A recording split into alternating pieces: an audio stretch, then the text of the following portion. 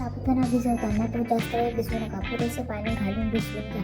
साधारण 4-5 तास भिजवल्यास पुरेसे आहे. भिजवताना साबुदाणा बोटाने दाबून बघितल्यास मऊ झाला आहे की नाही कळते.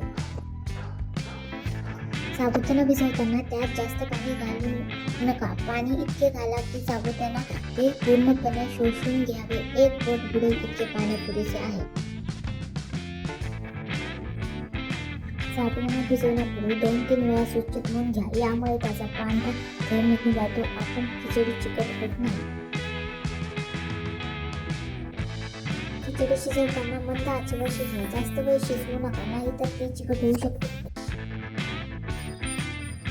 फोडणीसाठी तेल किंवा तूप गरम झाल्यावर त्यात जिरे, मिरची, बटाटा, शेंगदाणा आणि इतर साहित्य टाका. त्यानंतर साबुदाणा घालून व्यवस्थित मिक्स करा.